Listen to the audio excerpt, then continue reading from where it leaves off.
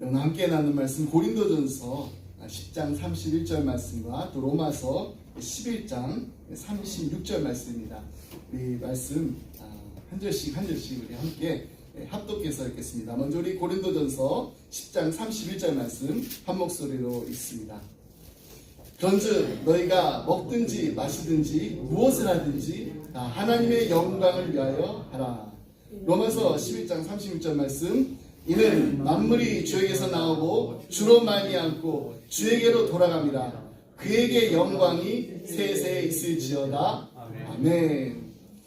네, 김한준 목사님 쓰신 책을 제가 가끔씩 소개해드렸어요. 책 제목은 개념 없음입니다. 개념 없다.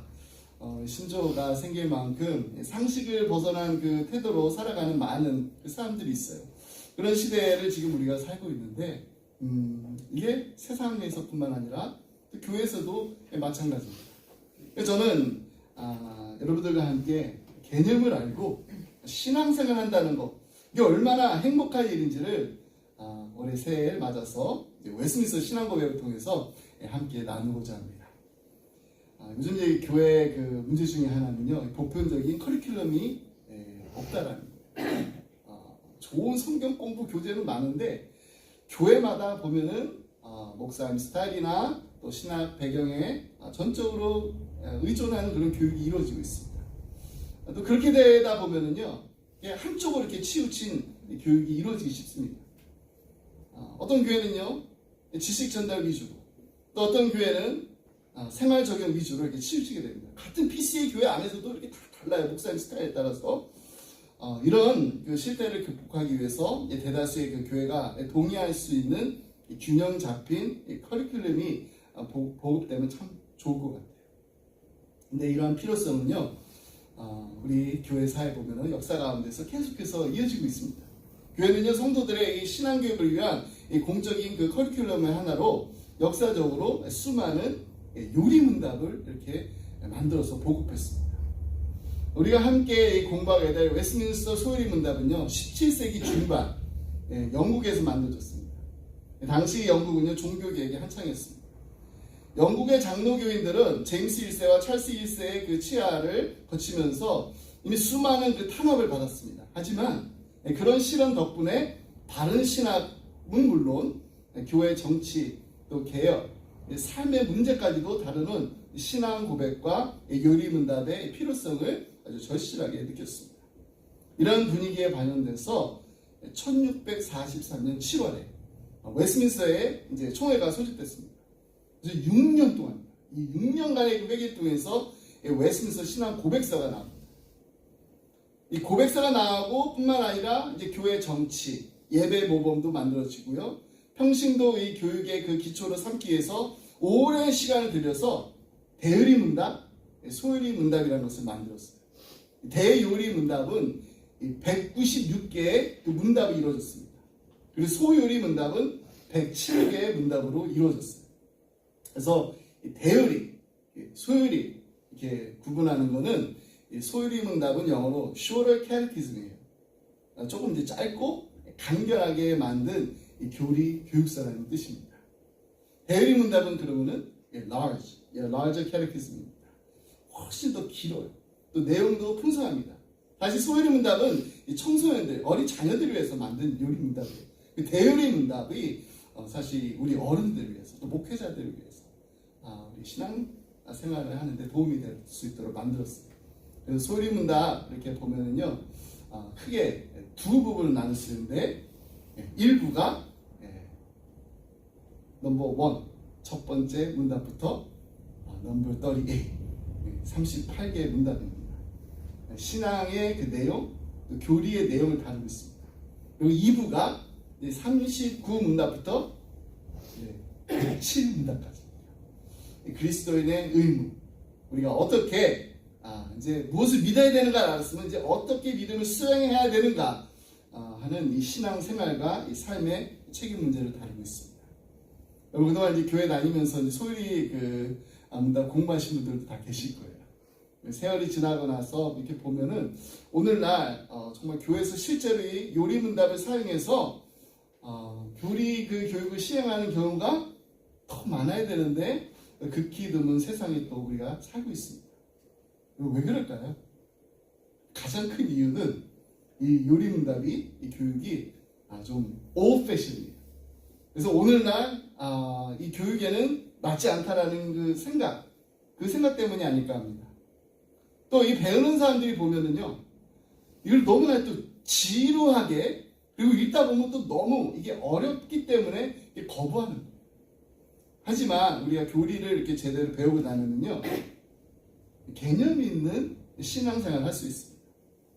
하나님을 영화롭게 하고 영원토록 하나님만을 즐거워하는 성도가 되기 위해서 요리문답은 우리가 무엇을 알아야 하는지, 그리고 또 어떻게 살아야 하는지를 아주 균형적으로 가르쳐주고 있습니다. 그래서 요리문답 잘 배우고 나면은요, 이걸 받아들인 그 사람들은요, 그 삶이 변화가 있어요. 실천적인 그 삶이 뒤따르게 되어 있습니다. 예를 들면 이 부부간에도 이 남편과 아내 서로 대하는 자세가 달라지고, 직장생활 할 때도, 사회생활 할 때도 마찬가지입니다.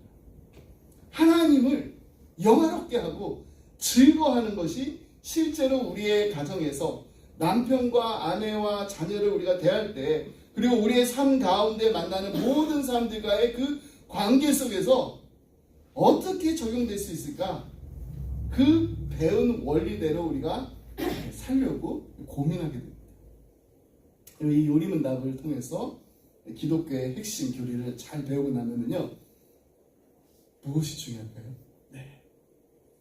이단의 공격으로부터 우리를 보호할 수 있고요, 또 적극적으로 우리 자신을 방어할 뿐만 아니라 대처할 수 있는 힘을 갖출 수가 있습니다. 앞으로 우리 기쁨에게 오시는 이 모든 분들은요, 소일문답을 다 공부하게 될 거예요. 여러분, 우리 교회가 계속해서 부흥하기 위해서 이렇게 기도하잖아요. 아멘. 여러 다른 배경에서 신앙생활 하신 분들이 많아지게 됩니다. 장로교인들뿐만 아니라 침례교, 감리교, 오순절 계통의 이 교단에서 오신 분들이 계속 이렇게 오실 거예요. 그렇다면 이제 우리가 PCA 교회로서 우리 뭘 믿고 또 우리는 뭘 행해야 하는지 그걸 분명히 대답할 수 있는 준비가 됩니다. 여러분, 우리 PCA 헌법은요, 이 헌법의 정의가 이렇습니다. 미국 장로교회 헌법은 정확무오한 하나님의 말씀인 신구약 성경의 지배를 받고 종속되며, 웨스민스터 신앙고백과 대소요리 문답에 설정된 교리적 기준과 일치하고 교회 정치, 권징, 조례, 예배 모범으로 구성된다. 모든 것은 교회에서 채택된 대로이다. 하나님의 자녀로서 아름다운 삶을 적극적으로 또는 기쁨으로 살아가는 우리 모두가 되기를 바라면서 이제 우리 소요리 문답 제1문답을 시작하도록 하겠습니다. 문답이니까 질문이 있고 대답이 있습니다. 제가 먼저 질문을 읽어드리면 여러분들이 함께 답을 하시면 되겠습니다. 제1문, 사람의 제일 되는 목적은 무엇입니까? 함께 있습니다. 사람의 제일 되는 목적은 하나님을 영화롭게 하고 영원토록 그를 즐거워하는 것입니다. 그리고 우리 장로교에서 오랫동안 신앙생활 하신 분들은 이 1번에 대한 답을 다 알고 또 대답하신 적이 있으실 거예요. 웨스민스터 소요리 문답의 1문답은요, 오늘날 무엇인가 계속해서 쫓기듯이 정신없이 살아가는 우리에게 아주 심각한 도전을 해옵니다.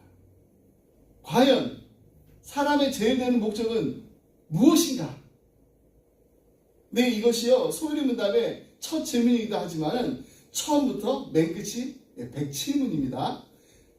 첫 번째 질문부터 107문의 그 질문까지 계속해서 전체를 관통하는 질문이에요. 첫 번째로, 사람의 제일 되는 목적은 무엇이라고요? 하나님을 영화롭게 하는 거예요. 영화롭게. 이것은 나의 삶과 하나님과의 그 하나님의 영광 사이에는 어떤 연관성이 있다라는 것을 우리에게 가르쳐주고 있습니다. 하나님은 신이에요. 우리는 사람입니다. 그래서 하나님의 영광과 나의 삶이 너무 멀어가지고 전혀 다른 세상처럼, 그 개념처럼 우리가 생각하기가 너무 쉬워요. 하지만 이 질문을 보면은요, 나의 삶의 목적이 바로 하나님의 영광 위에 내가 살아간다는 거예요. 이 말은 하나님과 나는 너무 멀리 있어서 동떨어지는 게 아니라 나의 삶의 전 영역에 있어서 하나님만을 증거하고 하나님만을 드러낸다라는 말입니다. 나의 존재가, 나의 생명, 나의 생각, 나의 언행 모든 부분에 있어서 그 근거를 하나님께 두는 거예요. 하나님을 인정하는 것입니다. 하나님의 선하심과 인자하심과 자비하심과 영원하심과 거룩하심을 찬양하는 것입니다. 또 하나님이 기뻐하실 일이 무엇인지를 늘 생각하면서 그 기뻐하심을 다른 무엇보다도 나의 삶에 최고로 우선시하면서 살아간다는 것을 말하는 것입니다. 성경의 가르침에 따르면 우리의 삶의 모든 영역에서 하나님의 절대 주권을 인정하고 하나님 중심의 삶을 사는 것, 이것이 바로 하나님을 영원롭게 하는 것입니다. 모든 것, 우리의 모든 것을 다해서 우리 주 하나님만을 사랑하고 우리가 하는 그 모든 일들을 통해서 그리고 우리에게 주신 모든 것을 가지고 하나님께 영광을 돌려드리는 것입니다. 성경은 우리에게 분명히 이렇게 말씀하고 있습니다. 그런즉 너희가 먹든지 마시든지 무엇을 하든지 다 하나님의 영광을 위해 하라. 그렇다면 왜 사도 바울은 먹고 마시는 것을 예로 들었을까요? 이 말이 그냥 갑자기 이렇게 성경 어디에 이렇게 나오는 문장이 아닙니다. 이 고린도전서 8장부터 10장에 이어지는 이 고린도 교회 아주 현실적인 그 문제에서 나온 말씀입니다. 고린도 교회 안에는요 갈등이 있었어요. 이 우상에게 바쳐진 그 제물로 인해서 아주 큰 갈등이 있었습니다. 한쪽은 이렇게 말합니다. 아, 그 우상 아무것도 아니니까 그냥 먹어도 괜찮아. 근데 또 다른 한쪽은 뭐라고 얘기해요? 우상에게 바친 거는 그건 더럽다. 절대 먹으면 안 돼. 이 문제를 해서 교회가 갈라졌습니다. 서로를 판단합니다. 정죄하기 시작했습니다. 근데 바울은 그걸 먹어도 된다? 먹으면 안 된다? 이런 결론부터 내려주지 않습니다. 대신 그 질문의 방향을 완전히 바꿉니다. 그런즉 너희가 먹든지 마시든지 무엇을 하든지 다 하나님의 영광을 위하여 하라. 바울이 말합니다. 문제는 무엇을 먹느냐가 아니라 왜 먹느냐, 누구를 위해 먹느냐라는 것입니다. 자기 자유를 증명하기 위해서 먹는가, 아니면은 하나님을 드러내기 위해서 절제하는가. 기준은 음식이 아니라는 거예요. 기준은 바로 하나님의 영광. 바울이 일부러 아주 가장 거창하지 않은 그 예를 든 겁니다. 먹고 마시는 것. 하루에도 여러 번 반복되는 일. 누구도 예외 없이 너무나도 익숙해가지고 신앙과는 전혀 상관없어 보이는 그 일이에요. 먹고 마시는 것. 근데 바울이 말해요. 바로 그 자리에서 신앙을 끌어내리라는 겁니다. 만약에 먹고 마시는 것조차도 하나님의 영광을 기준으로 할 수 있다면은 그보다 더 중요한 선택들 말할 것도 없다라는 겁니다. 이 말씀은 선언이에요, 선언. 신앙은 그냥 예배당 안에서만 작동하는 것이 아니라 식탁 앞에서도 일상 속에서도 살아 움직여야 한다는 것입니다. 고린도 사회에서 식탁은요 그냥 단순히 배를 채우는 자리가 아니었습니다. 우상 신전에서 열리는 잔치, 비즈니스와 거래가 이루어지는 자리, 인간관계와 사회 지위가 드러나는 공간, 식탁은 늘 신앙과 세상에 부딪히는 경계선이었습니다. 바울은 바로 그 지점에서 말하고 있는 것입니다. 그 자리에서 여러분의 기준은 자유도 아니고 체면도 아니고 편리함도 아닙니다. 오직 하나님의 영광이에요. 무엇을 선택하느냐보다 무엇을 드러내야 하는가, 이게 더 중요하다는 것입니다. 우리 지난주 함께 읽은 창세기에도 보면은요, 삶으로 하나님께 영광을 드린 믿음의 인물들이 나옵니다. 창세기 5장에 보면은 수많은 이름들이 이렇게 날려져 있어요. 창세기 5장의 그 족보 읽어보셨어요? 근데 그 족보 가운데 유독 짧지만 아주 강렬하게 기록된 이름이 하나 있습니다. 바로 이낙, 에녹이. 성경은 이렇게 소개합니다. 에녹이 하나님과 동행하더니. 에녹의 삶은 무엇을 하든지라는 이 바울의 말씀이 어떤 삶을 의미하는지를 너무나 잘 보여주는 본보기입니다. 성경의 에녹이 300년 동안 하나님과 동행하면서 자녀들을 낳았다라고 기록하고 있습니다. 그런 어떤 이렇게 엄청난 큰 놀라운 기적을 일으킨 영이 아닙니다. 위대한 업적을 남긴 인물도 아니었습니다. 우리처럼 그냥 가정을 이루고 자녀를 키우면서 지극히 평범한 일상을 살아간 사람입니다. 에녹에게 하나님의 영광이란 무언가를 더 해내려는 것이 아니라 그냥 하나님과 발걸음을 맞춰서 걷는 삶이었어요. 밥을 먹을 때도, 자녀를 돌볼 때도, 하루를 시작하고 마칠 때도 하나님이 함께 하심을 의식하면서 살아간 것입니다. 그럼 반복되는 이 가사 노동과 업무, 혹시 무의미하게 느껴지실 때가 있지 않나요? 에녹처럼 우리도 그 자리에 주님을 초청하시기 바랍니다. 그 순간 우리의 일상은요, 그냥 단순한 반복이 아니라 하나님께 드려지는 예배가 되는 것입니다. 우리가 먹고 마시고 일하고 쉬고 말하고 침묵하는 그 모든 순간이 하나님을 의식하면서 드려질 때 우리의 평범한 하루가 거룩한 예배가 될 줄 믿습니다. 아멘. 두 번째 인물은요, 아브라함입니다.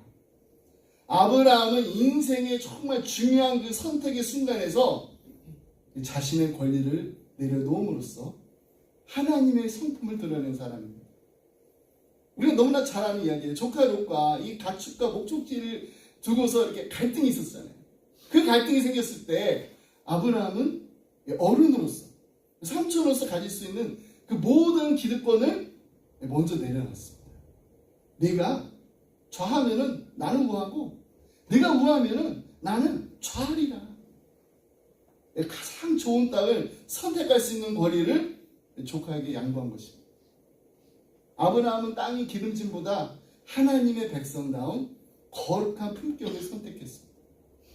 눈앞의 이익보다는 화평을 택하는 그의 선택 속에서 사람들은 하나님의 살아계심을 보게 되었습니다. 아멘.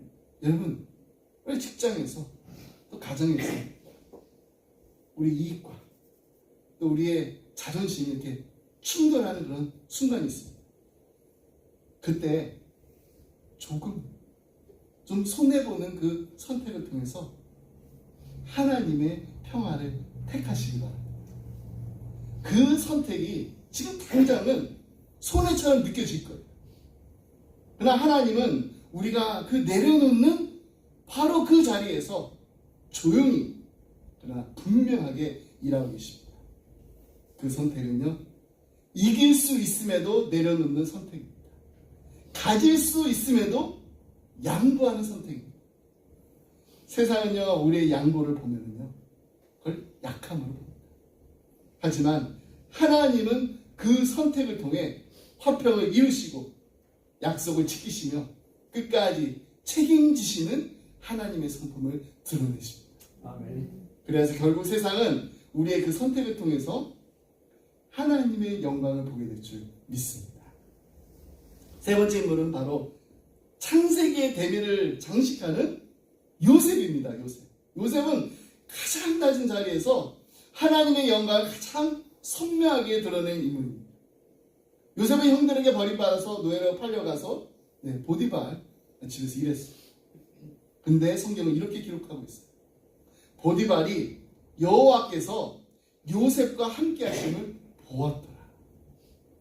요셉은요, 사람들 앞에서 큰 소리로 설교한 적도 없습니다.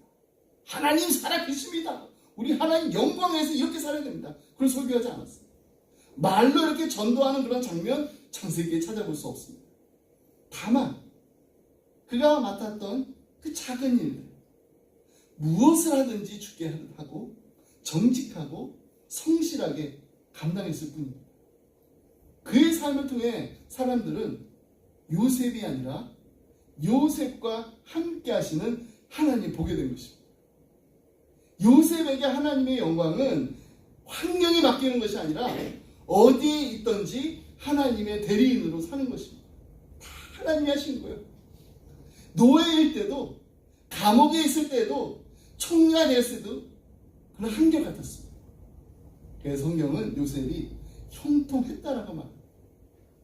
그 형통은 이렇게 조금씩 이렇게 자리가 높아졌기 때문에 된 게 아닙니다.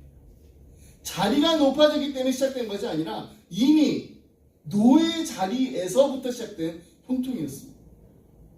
사람의 눈에는 초라하게 보였지만 하나님 보시기에는 이미 하나님의 나라가 드러나고 있었던 것입니다. 여러분, 혹시 지금 내가 처한 환경이, 내가 서 있는 이 자리가 너무 작고 너무 초라하게 느껴질 때가 있지 않나요? 그렇다면은 우리 그 자리에서 정직하게 성실하게 일해보세요. 하나님은 우리를 먼저 여기 있다가 다른 자리, 더 좋은 자리 이렇게 옮기시기보다 지금 서 있는 그 자리에서 어떻게 살고 있는지 그것을 통해서 하나님 자신을 세상에 보여주십니다. 그래서 요셉의 일터는 그냥 단순한 노동의 현장이 아니었습니다. 하나님의 임재가 증거되는 예배의 자리가 되었습니다. 오늘 우리가 서 있는 그 자리에서 죽게 하듯 하면서 우리가 살아갈 때 사람들은 우리의 삶을 통해서 평범한 일상 속에서도 가장 낮아 보이는 그 자리에서도 우리와 동행하시는 하나님을 보게 될 줄 믿습니다. 아멘. 두 번째로 이제 사람의 제외되는 목적은요, 하나님을 영원토록 즐거워하는 것입니다. 이 말의 의미는 결코 사람이 하나님을 즐겁게 한다는 의미가 아닙니다. 인간의 즐거움과 행복의 근원이 하나님이시면 사람은 하나님으로 말미암아 온전히 기뻐하고 즐거워할 수 있다는 것입니다. 그것은 우리가 잘 되고 우리의 형편과 상황이 좋을 때만 이루어지는 것이 아닙니다.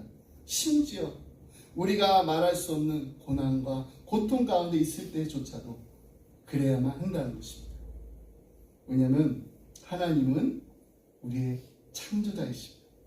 또한 환난 가운데서 우리를 구원하실 오직 한 분, 참된 구원자이시기 때문입니다. 그러면 우리는 하박국 선지자, 정말 이 하박국 선지자 같은 그런 신앙 고백을 우리의 삶 가운데 날마다 끊임없이 고백해야 됩니다. 우리 땡스기빙 이제 주일 때 많이 인용되는 말씀이에요. 하박국 3장 17절로 18절 말씀. 비록 무화과 나무가 무성하지 못하며 포도나무에 열매가 없으며 감람나무에 소출을, 나는 여호와로 말미암아 즐거하며 나의 구원의 하나님으로 말미암아 기뻐하리로다. 하박국 선지자의 감사는요, 환난 중에서도 드리는 감사였어요. 우리가 이 크리스찬의 이 감사 생활을 두 가지로 이렇게 나눌 수 있다 하잖아요. 그러므로의 감사, 그리고 그러나의 감사. 먼저 이 그러므로의 감사는요, 우리의 그 일상생활 가운데서 감사 조건을 찾아서 하나님께 감사드립니다. 우리의 날마다의 삶 속에서 이 감사의 조건을 찾는다면요, 얼마든지 찾을 수가 있습니다. 그리고 그렇게 우리가 감사의 조건을 찾다 보면은 정말 감사할 게 이렇게 많네. 이 감사의 조건이 너무너무 많아서 다 셀 수조차 없다라는 거. 이게 또 감사예요. 그래서 다시 이렇게 고백합니다. 시편 40편 5절 말씀. 여호와 나의 하나님이여, 주께서 행하신 기적이 많고 우리를 향하신 주의 생각도 많아 누구도 주와 견줄 수가 없나이다. 내가 널리 알려 말하고자 하나 너무 많아서 그 수를 셀 수도 없나이다. 너무너무 많아가지고 다 셀 수가 없다는 거예요. 하늘을 두루마리 삼고 바다를 먹물 삼아도 그 하나없는 하나님의 사랑을 우리가 어떻게 다 기록할 수 있겠습니까? 우리 지난 한 해 2025년 한 해를 살아오면서 우리에게 베풀어 주신 하나님의 은혜가 이루 말할 수가 없습니다.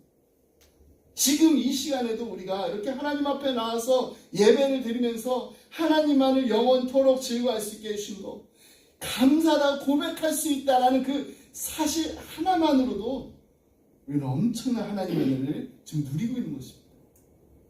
그래서 한 걸음 더 발전하면요, 그러므로의 감사에서 우리는 그러나의 감사 생활을 할 수가 있어요. 하박 선지자의 감사는요, 그러나의 감사였습니다. 정말 성숙한 감사입니다. 비록 자기 조국 유대의 나라가 바벨론에 의해서 모든 것을 빼앗기고 나라는 다 폐하가 될 것이라는 그 사실을 알았지만은 그러한 환난 가운데서도 하나님께 감사를 드렸습니다. 얼마나 귀하고 순수한 감사입니다. 하박국 선지자의 감사는 많은 것을 가지고 있어서가 아니라 정말 아무것도 없을 때 무에서 드리는 감사였습니다. 하박 선지자는 이 17절에 보면은 6가지가 없다라고 고백하고 있어요. 무화과 나무가 무성치 못하고, 포도나무의 열매가 없습니다. 감람나무의 수출이 없다라고 했는데, 여러분 여기에 언급된 이 세 종류의 나무는요, 팔레스타인 지방에서 가장 쓸모 있고 가치 있는 과실수로 간주되는 그 나무의 열매들입니다. 그런데 이러한 나무들에게서 소출이 없다라고 하는 것은 유대 나라 땅이 완전히 황폐됐다는 겁니다. 아무것도 남지 않게 될 것임을 말해주는 것입니다. 다시 말해서 유다가 바벨론의 침략을 받게 되면은 폐허로 변하게 될 것인데, 설상가상으로 밖에 식물이 없으며 우리에는 양도 없고 외양간은 소도 없다라고까지 합니다. 더 이상 이제는 사람들이 먹을 양식조차도 없어가지고 배고픔을 이기지 못해서 가축들을 잡아먹지 않으면 안 돼, 그런 상황에까지 놓이게 됐다는 것입니다. 이게 아무것도 없어진다는 거예요. 지로가 된다는 거예요. 지로. 이처럼 절망적인 상황에 놓이게 될 유다의 미래를 보면서 하박국 선지자가 이 모든 것들 다 사라지고 없어진다고 하더라도 하나님께 감사의 찬송을 드리겠다는 겁니다. 그리고 그 이유가 너무나도 우리에게는 은혜가 되는 도중입니다. 이 세상의 모든 것이 다 없어진다 할지라도 하나님 한 분만 계시면 두렵지 않다는 것입니다. 얼마나 놀라운 믿음인가요? 여러분 정말 우리도 이런 고백할 수 있을까요? 이 세상 것은 여러분 있다가도 없어지고 또 없다가도 있게 돼요.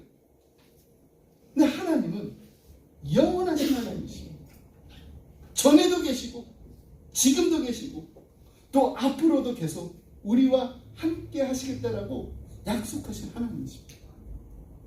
그렇기 때문에 우리는 하나님의 인도하심을 따라서 언젠가는 우리의 필요한 모든 것들을 하나님께서 하나하나 다 채워주실 줄 믿습니다. 아멘. 믿고 나아가면 되는 것입니다.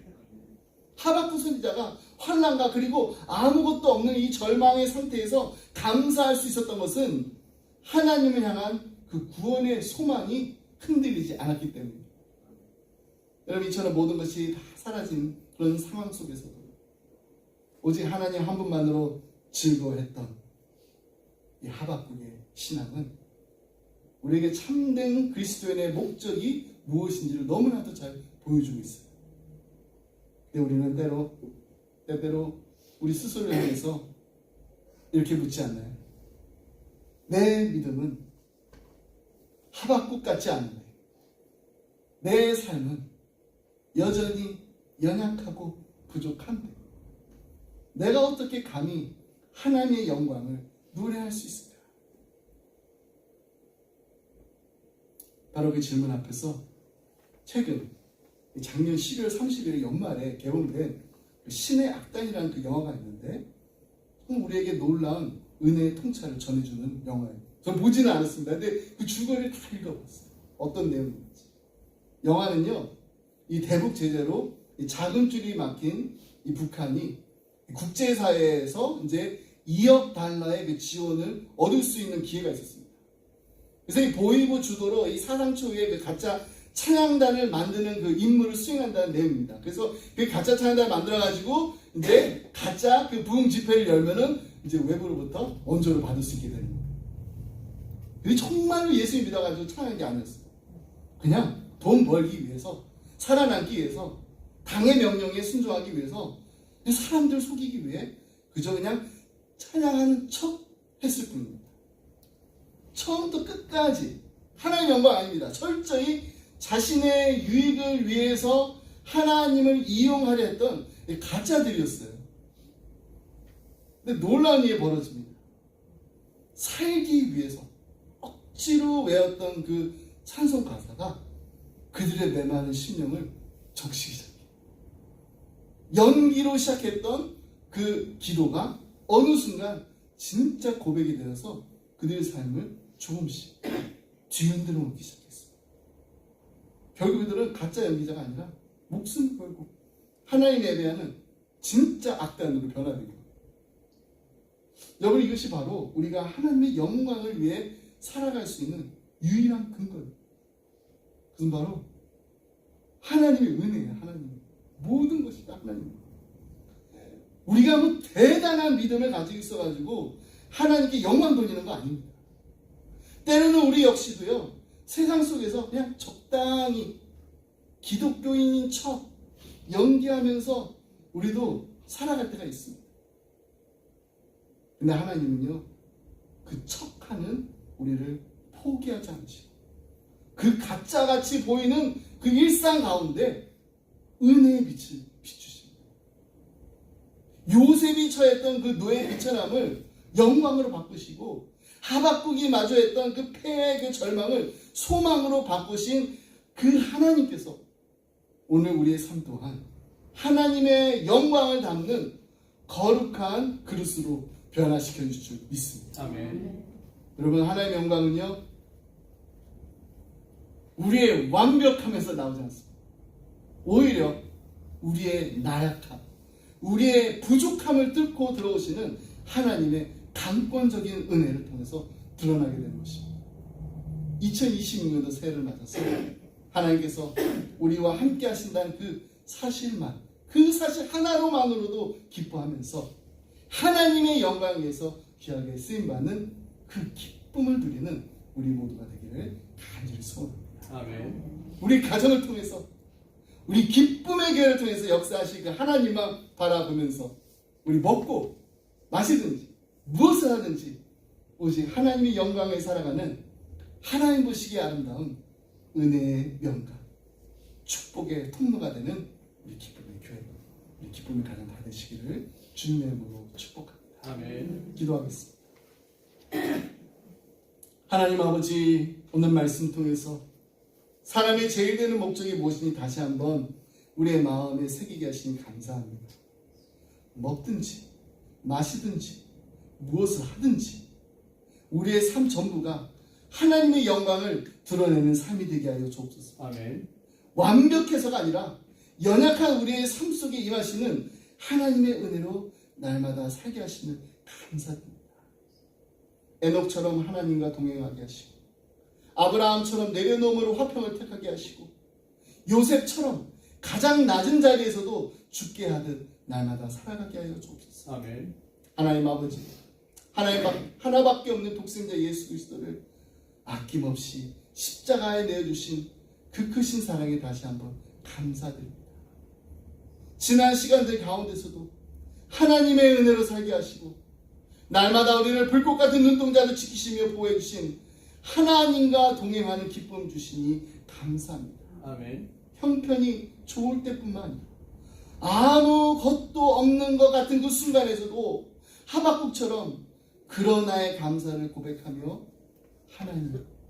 하나님 한 분만으로 만족합니다, 즐거워합니다, 이 믿음을 우리에게 허락해 주시옵소서. 주님, 우리의 가정을 이 시간 주님의 손에 올려드립니다. 우리의 자녀들이 건강하게 무럭무럭 자라게 하시고, 가정의 크고 작은 모든 일들 가운데 주님께서 함께 해주셔서 우리 가정의 참 주인 되심을 감사드립니다. 아멘. 특별히 우리 자녀들을 축복하여 주옵소서. 아멘. 이 아들이 세상의 기준이 아니라 하나님의 관점으로 자신을 바라보게 하여 주시옵소서.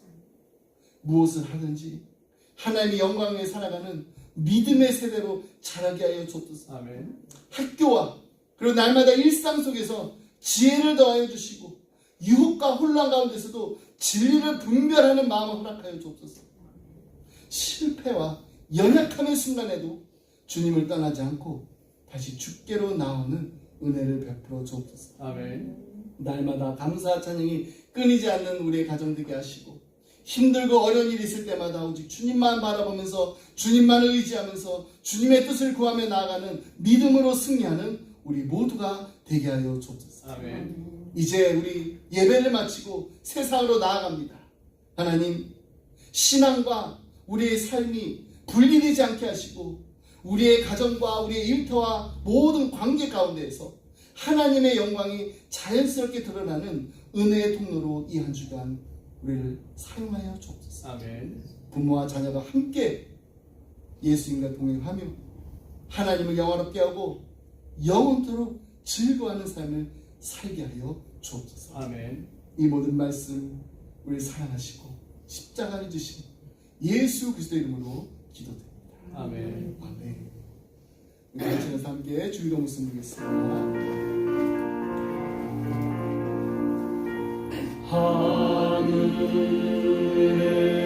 하늘에 계신 아버지 이름 거룩하사 주님 나라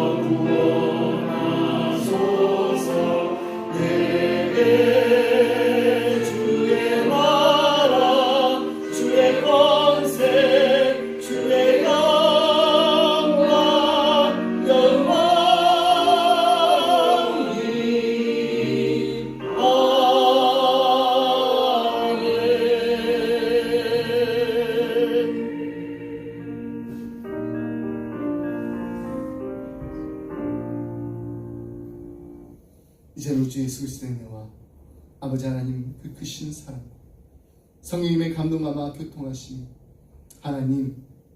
하나님의 기쁨이 되기 원합니다. 하나님께 영광 돌리는 삶을 살기 원합니다. 하나님과 동행하는 기쁨이 넘치는 우리의 가정이 되게 하여 주옵소서. 아멘. 간절한 마음으로 기도하며 이제를 떠나는 사랑하는 성도님들과 가정과 생업 위에 주의 몸된 교회 위에 지금부터 영원토록 함께 하시길 간절히 축원하옵나이다. 아멘. 아멘.